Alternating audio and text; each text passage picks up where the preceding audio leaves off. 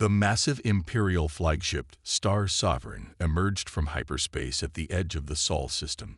Admiral Zorak stood on the command bridge, his four eyes fixed on the blue planet displayed on the main screen. His golden uniform, decorated with countless medals, reflected the soft light of distant Earth. "Another primitive world to add to our collection," Zorax said to his second-in-command. "Prepare the standard first contact package." But Imperial Scout Officer Mira wasn't so sure. She had spent 3 months secretly studying Earth, and something felt different about this planet. The humans had already reached their moon, were exploring Mars, and had probes throughout their solar system. More importantly, they had done this without any help from advanced civilizations. "Admiral," Mira spoke up, her voice steady despite her nervousness. "I suggest we be careful with this one. The humans have developed their technology independently. They're not following the normal pattern." Zorax laughed, a sound that made his junior officers flinch. "Officer Mira, in my 200 years of service, I have overseen the integration of 50 primitive worlds. Earth will be no different." The Empire's first message reached every TV, radio, and digital device on Earth simultaneously. It was a standard greeting. The Galactic Empire offered protection, advanced technology, and membership in their vast civilization. All Earth had to do was accept Imperial authority and give up its independence. In New York, the United Nations held an emergency session. Representatives from all nations gathered to discuss the Imperial offer. The chamber buzzed with worried voices and heated debates. Dr. Sarah Chen, Earth's top xenoscientist, approached the podium. "Distinguished delegates," she began, "we have analyzed the Empire's message carefully. Their technology is impressive, but their offer is a trap. Look at these images our deep space telescopes captured." The screen behind her showed Imperial worlds. While their capital planets sparkled with advanced technology, the protected worlds were little more than resource farms for the Empire. In Moscow, General Viktor Petrov received a classified report. Earth's quantum defense grid, hidden beneath the surface of every continent, was ready. The satellites disguised as communication relays were armed and operational. Humanity had been preparing for this day for decades. Back on the Star Sovereign, Admiral Zorax grew impatient. "It's been 48 hours. These primitives should have accepted our generous offer by now." He turned to his communications officer. "Send them a reminder. Show them an image of our fleet." But before they could act, every screen on the Imperial flagship lit up with Earth's response. The message was being broadcast in perfect Imperial Standard language. "To the Galactic Empire, we, the United Nations of Earth, have carefully considered your offer. We decline. Earth and the Sol system are sovereign space. Entry is forbidden to Imperial forces. This is not a negotiation." Zorax's 4 eyes blinked in shock. No primitive world had ever rejected the Empire. "They dare to ban us," he sputtered. "Us? The mighty Empire." Officer Mira studied the response carefully. The humans hadn't just translated Imperial Standard. They had used formal diplomatic language that only high-ranking Imperial officials knew. How had they learned it? Deep beneath the Pentagon, in a secret room known only to a few, General Petrov smiled as he watched the Imperial ships through quantum scanners. "They still don't realize," he said to Dr. Chen, who stood beside him. "They still don't know we've been watching them for the past 50 years. Should we tell them about our observation posts in their territory?" Dr. Chen asked with a slight smile. "Not yet," Petrov replied. "Let them think we're just brave primitives for now. The Empire's greatest weakness is their arrogance. They never imagine that their primitive targets might be studying them right back." As the Star Sovereign's crew debated their next move, none of them noticed the tiny quantum dots attached to their hull, transmitting their every word and movement back to Earth. Humanity's first open contact with alien life hadn't gone how the Empire expected. And this was just the beginning. Admiral Zorax paced on his command bridge, his boots making sharp sounds against the metal floor. 3 days had passed since Earth's rejection, and his pride still stung like a fresh wound. "Prepare the demonstration fleet," he ordered. "Let's show these primitives what happens when they defy the Empire." 50 Imperial warships dropped out of hyperspace around Earth. Their black hulls blocked out the stars, and their weapons powered up with a menacing green glow. Each ship was bigger than the largest human aircraft carrier. Officer Mira watched the deployment with growing worry. During her studies of Earth, she had noticed something odd. There were gaps in their satellite network, perfect spaces for defensive weapons. But when she reported this, her superiors had laughed. In his underground command center, General Petrov watched the Imperial fleet's formation on a 3D display. Next to him, Dr. Chen nodded. "They're using their standard intimidation pattern," she said, "just like they did with the Centauri system last year." "Then they're right where we want them," Petrov replied. He picked up a secure phone. "Mr. President, they've taken the bait. Request permission to activate Defense Plan Delta." In orbit, Admiral Zorax prepared to broadcast his threat to Earth. But before he could speak, his ship's sensors detected something strange. Small points of light appeared around Earth, forming a perfect grid pattern. "Sir," his sensor officer shouted, "energy readings are off the charts." The quantum defense grid activated. Thousands of tiny satellites, invisible until now, lit up with brilliant blue energy. Beams of light connected them, forming a web around the planet. Officer Mira's eyes widened. The gaps in their satellite network. They weren't gaps at all. The grid pulsed once. 20 Imperial ships suddenly lost power, their engines dying silently in space. They floated helplessly, their crews trapped inside without even emergency systems working. "Impossible." Zorax slammed his fist on his command console. "Their technology is primitive. They can't have weapons like this." Earth's response came through every speaker on every Imperial ship. "This is your only warning. Your ships have not been destroyed, only disabled. We can restore power once they begin their retreat. You have 1 hour to withdraw your remaining fleet." In the Imperial Palace, the Emperor watched the live feed with growing concern. His best ships, disabled by technology his scientists couldn't even understand. "How?" he demanded. "How did they develop quantum technology without us noticing?" The answer came from an unexpected source. Imperial intelligence finally decoded some old Earth transmissions. They showed humans had discovered a crashed alien ship in their Roswell region over 70 years ago.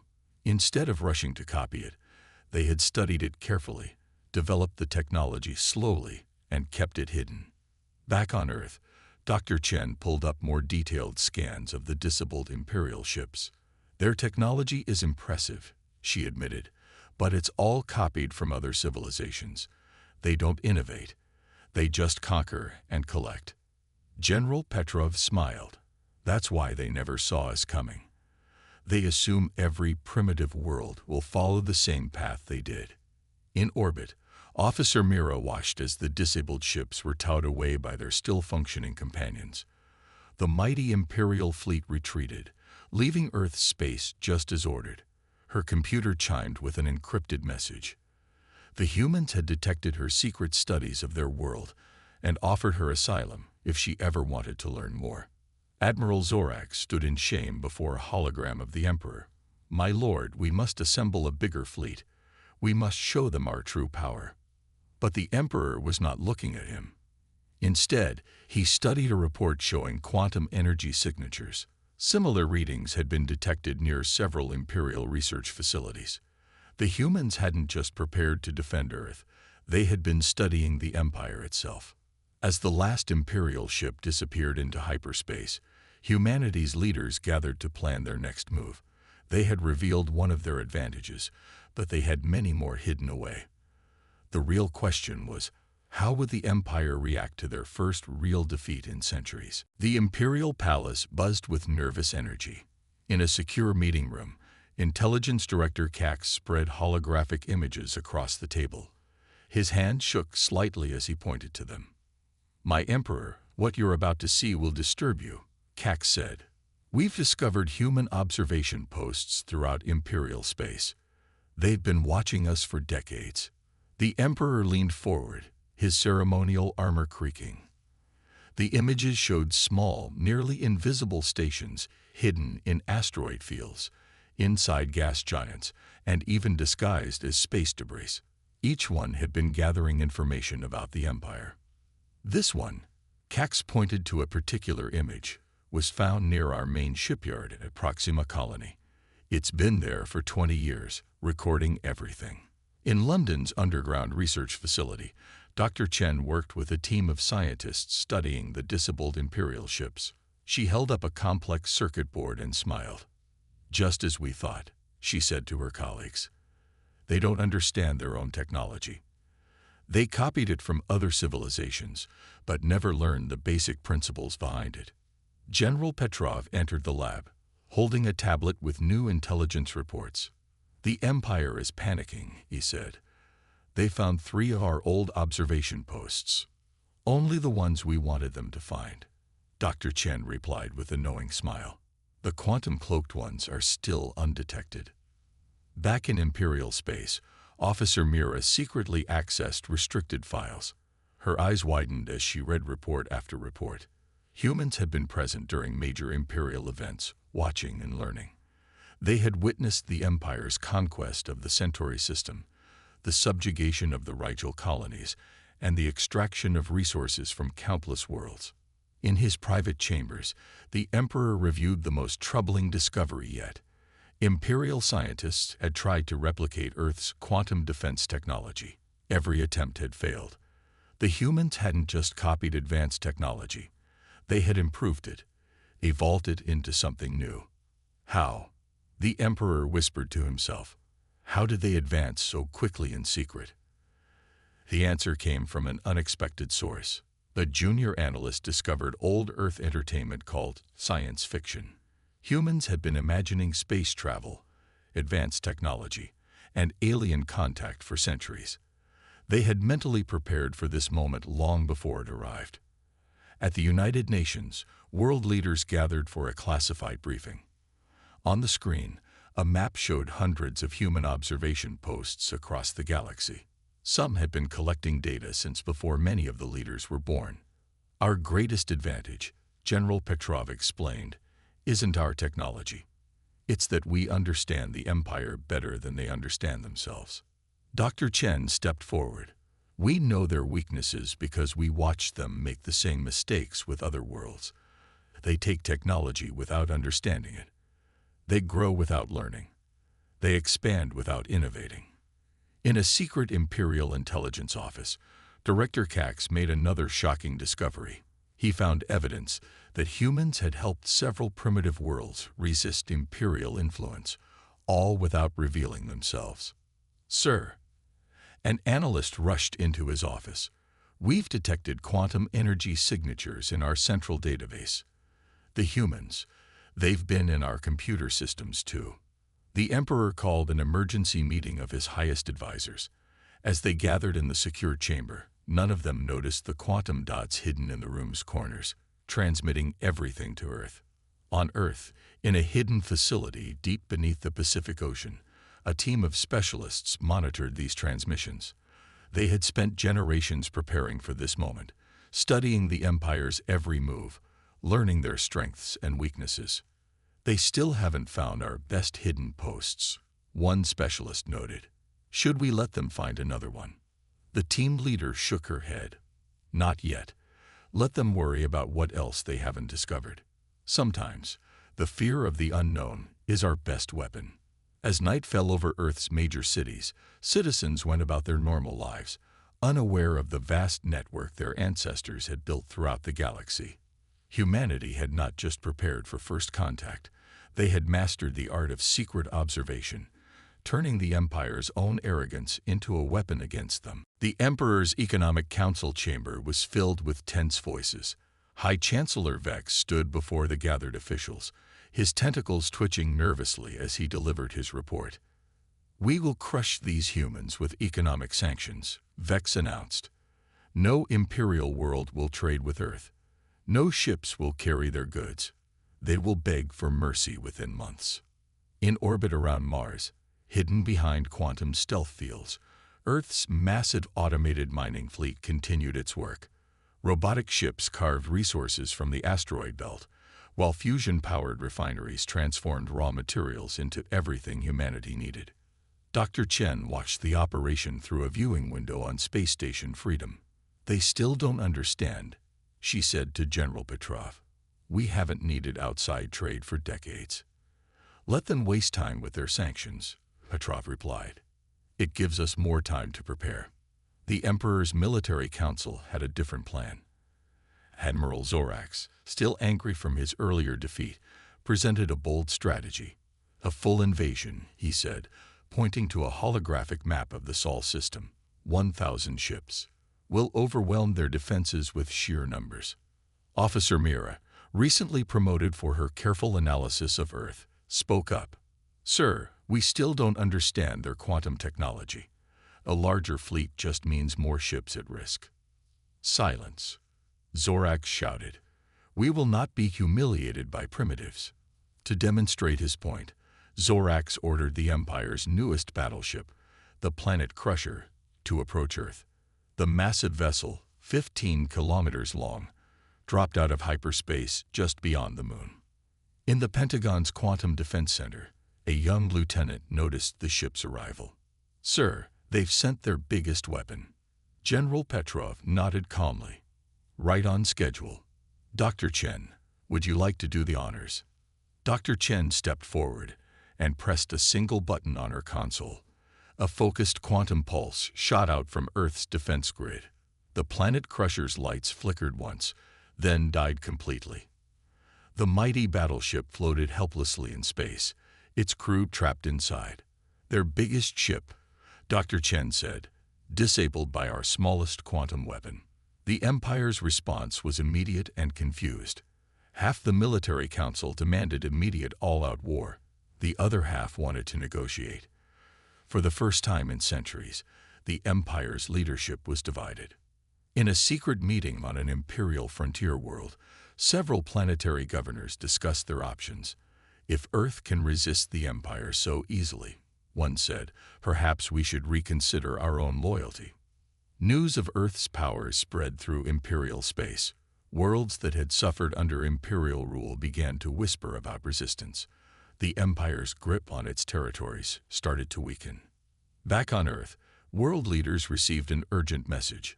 The Empire had discovered their quantum observation post near the imperial capital. But instead of finding human operators, they found only automated systems and a simple message: looking for something. In his throne room, the Emperor watched recordings of Earth's defense grid in action. "How many other secrets do they have?" he wondered aloud. "How long have they really been preparing?" Officer Mira secretly transmitted another report to Earth. The Empire's military was in chaos. Some commanders refused to attack, fearing their ships would be disabled. Others wanted to prove their loyalty by launching suicidal attacks. "The Empire has never faced this situation," she wrote. "They don't know how to handle an opponent they can't overwhelm with brute force." In London, Dr. Chen and her team activated their newest creation. Quantum sensors throughout imperial space began gathering more detailed data than ever before. They watched as the Empire's carefully maintained image of invincibility cracked. "They made one fundamental mistake," she told General Petrov. "They thought being older meant being wiser. They never considered that a younger civilization might learn from their mistakes." As Earth's leaders prepared for the Empire's next move, they knew they had already won the most important battle. The Empire's greatest weapon had always been fear. Now, for the first time, the Empire was the one afraid. On the frontier world of Nova Prime, Governor Lakes made a dangerous decision. Under cover of darkness, her private ship slipped away from the Imperial spaceport. Its destination, Earth. The Emperor's spies reported similar stories from across Imperial space. Frontier worlds were making secret contact with Earth. They wanted Earth's advanced technology, especially their quantum systems that the Empire couldn't copy. In his war room, The Emperor slammed his fist on the table. Traitors. All of them. He turned to his advisors. How many worlds have contacted Earth? Intelligence Director Cax shuffled nervously. My lord, we don't know. Earth's quantum communication network is impossible for us to track. In Geneva, the United Nations Space Council welcomed their latest visitor. Governor Leaks stood before the assembly, her voice trembling with emotion. My world has suffered under imperial rule for 3 centuries, she said. We want to learn from Earth, not just your technology, but how you stayed free. Dr. Chen showed the governor Earth's public research facilities. We don't believe in hoarding knowledge, she explained. That's the Empire's way. We believe in teaching others to understand and improve. General Petrov received hourly updates about the Empire's declining control. 3 more frontier worlds had shut down their imperial taxation offices. 2 others had disabled their imperial communication centers. The Empire is losing grip, he told Earth's leaders. Just as we predicted. Their own arrogance is destroying them from within. Officer Mira, now secretly working with Earth, transmitted critical information. The Imperial fleet was splitting into factions. Some commanders remained loyal to the Emperor. Others protected worlds that wanted independence. The Empire never prepared for this, she wrote. They never imagined their subjects would choose Earth's way over theirs. In orbit around Earth, ships from various imperial worlds gathered secretly. Their crews learned about Earth's history, how humans had developed their technology carefully and ethically. Your fiction writers, one alien captain said to Dr. Chen, they warned you about the dangers of copying technology without understanding it. That's exactly what the Empire did wrong. The Emperor ordered a census of all imperial worlds. The results terrified him. 30% of frontier worlds had stopped sending reports. 50% sent clearly fake data. The Empire's perfect control was crumbling. Deep in Earth's quantum research labs, Dr. Chen made another breakthrough. We can help other worlds develop their own quantum defense grids, she announced. Not by giving them the technology, but by teaching them the principles behind it. General Petrov nodded in approval. That's always been the difference between us and the Empire. They create dependencies. We create partnerships. On Nova Prime, Governor Leix's people celebrated their first successful test of a locally developed quantum communication system. Earth's teachers had helped them understand the basic science. The rest they had figured out themselves. The Empire said we were too primitive to develop advanced technology. Leix told her people. Earth showed us that every civilization can innovate if given the chance to learn. In the Imperial Palace, the Emperor received more disturbing news. Earth's influence was spreading faster than anyone had predicted. Worlds that had been loyal for centuries now questioned imperial authority. Officer Mira sent her most important message yet to Earth. The Empire's military leaders are planning something desperate. They would rather destroy everything than lose control. But Earth had expected this too. Their quantum sensors detected Imperial fleet movements before they began. Their observation posts recorded every secret meeting. The humans and their growing alliance of free worlds were ready. As the sun set over Geneva, Dr. Chen and General Petrov watched ships from dozens of worlds practicing together in Earth orbit. Each had brought their own knowledge, their own innovations. The Empire thought they could keep worlds dependent on them forever, Dr. Chen said. They never understood that true power comes from helping others grow strong. The Empire had ruled through fear and dependency for 1,000 years. Now, in just a few months, Earth's philosophy of education and independence was bringing that rule to an end. The Imperial Palace's dark corridors echoed with hurried footsteps. Elite guards rushed through the shadows, their weapons ready. Their mission: assassinate Earth's diplomatic team during peace talks. But Earth was ready. When the guards burst into the diplomatic quarters, they found only holograms. The real Earth delegates had never left their quantum-shielded compound. Another failure, the Emperor growled, crushing the mission report in his hands. Nothing works against these humans. Officer Mira, working from her hidden base on a frontier world, quickly sent a warning to Earth. The Emperor is losing his mind. He's ordering random attacks across the galaxy. In Geneva's Quantum Command Center, Dr. Chen and General Petrov watched real-time data from their observation network. Imperial ships were moving in chaos, some attacking their own worlds that showed signs of rebellion. "It's time," Petrov said quietly. "Release the files." Dr. Chen pressed a sequence of commands. Across all Imperial space, every communication system began broadcasting evidence of Imperial corruption. Secret recordings showed how the Empire had stolen technology, crushed civilizations, and lied to its own people. On 10,000 worlds, beings of all species watched in horror. They saw their emperor taking bribes, military commanders destroying peaceful worlds, and officials growing rich from others' suffering. These recordings, Dr. Chen explained to the United Nations, were collected by our observation posts over 50 years. The Empire never guessed we were documenting everything. The reaction was immediate. Imperial citizens began rising up against their corrupt leaders. On the frontier world of Nova Prime, Governor Legs led the first official declaration of independence. "We reject Imperial authority," she announced, her voice carried by Earth's quantum network to every corner of the galaxy. "We choose freedom. We choose Earth's way." The Imperial military tried to respond, but they faced a new problem. Their ship's computers began failing. Years ago, Earth had hidden quantum programs in their systems, waiting for this moment. Admiral Zorax watched helplessly as his mighty fleet drifted in space. "What's happening?" he demanded. His ship's computer answered in a human voice. "Your weapons have been disabled. You can still fly home. Choose wisely." In the Imperial Palace, the Emperor received desperate messages from across his realm. 40% of Imperial worlds had declared independence. Another 30% were in open rebellion. "My lord," Intelligence Director Cax reported, his voice shaking, "Earth has offered sanctuary to any world that rejects Imperial rule. They're teaching them how to build quantum defense systems."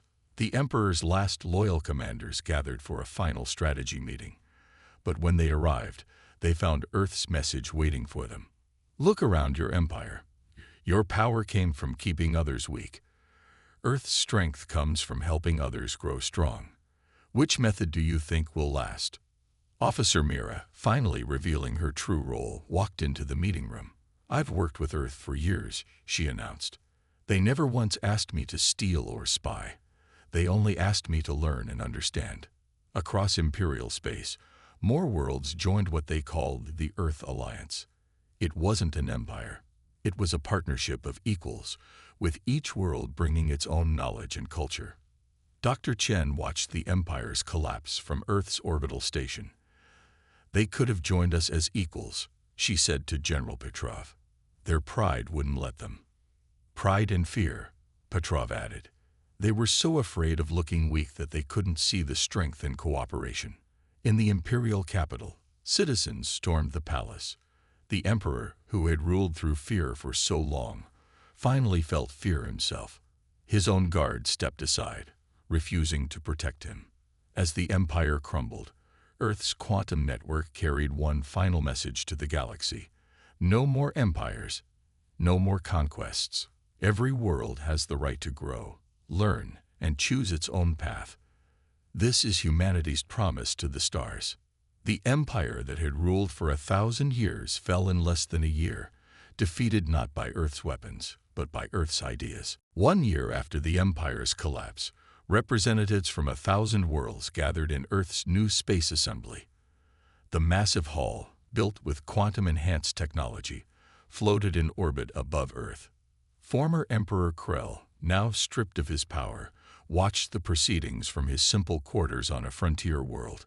Earth had refused to imprison him, choosing instead to let him witness the galaxy's transformation. "You could have joined us as equals," Dr. Chen had told him during his surrender. "Now you'll watch as equals join together without you." In the assembly hall, Governor Leaks of Nova Prime stood at the podium. Behind her, Holographic displays showed the progress of what historians now called the Great Liberation. In 1 year, she announced, we've achieved what the Empire feared for 1,000 years. Not through conquest, but through cooperation. Not through fear, but through friendship. General Petrov, now retired, sat with Officer Mira in the observation deck. They watched ships from hundreds of worlds moving freely through space, sharing knowledge and resources. Did you know? Mira asked. Did Earth plan this from the beginning? Petrov smiled and led her to a hidden quantum vault. Inside, they found records dating back to 1947, the true Roswell incident. Earth's leaders had discovered not just a crashed alien ship, but a warning about the Empire. Dr. Chen joined them, carrying more ancient files. Our ancestors made a choice, she explained. Instead of rushing to copy alien technology, they chose to learn, understand, and improve. They knew the Empire would come eventually. In the assembly hall, world after world shared their stories. Some had developed new quantum technologies. Others had found ways to clean their polluted planets. Each success was shared freely with all. Former Admiral Zorax, who had chosen to learn Earth's ways, addressed the assembly. The Empire taught us to hide knowledge, he said. Earth taught us that shared knowledge grows stronger. The Quantum Observation Network, now maintained by all worlds together, detected no threats. Former imperial worlds had discovered something more powerful than conquest, the joy of innovation and cooperation. In Geneva, the United Nations unveiled humanity's greatest secret. Beneath the city lay a vast archive of Earth's preparations, plans written by generations of humans, each adding their part to prepare for this moment. Our greatest weapon, Dr. Chen told the assembled diplomats, was patience. We spent generations learning and preparing, while the Empire spent generations conquering and stagnating. Governor Lakes presented Earth's leaders with a gift, a quantum crystal containing the combined knowledge of 1,000 worlds. You taught us to share, she said. Now we share with you. Officer Mira, now Earth's ambassador to frontier worlds, received reports of new discoveries daily. Worlds that the Empire had called primitive were developing technologies that even Earth had never imagined. The Empire's greatest fear came true, she told General Petrov. But it wasn't Earth they should have feared. It was the idea that every world could be great. In orbit, the Space Assembly made its final declaration. The galaxy would have no more empires. Instead, they created the Federation of Free Worlds, with Earth as a founding member, but not a ruler. Dr. Chen watched from her lab as ships from across the galaxy carried knowledge and friendship between stars. Her quantum sensors, once used to spy on the Empire, now helped coordinate the greatest exchange of ideas in galactic history. We could have told them, she said to Petrov. We could have shown the Empire our true power from the start. No, he replied. Our ancestors were right. The galaxy needed to learn what Earth learned long ago. True power comes from lifting others up, not holding them down. As night fell on Earth, billions of beings across the galaxy looked up at their stars. For the first time in 1,000 years, they saw not the borders of an empire, but the endless possibilities of friendship and cooperation. The Empire had banned Earth, thinking it a primitive world. Instead, Earth had shown the galaxy a better way. The story that began with entry forbidden had become all are welcome.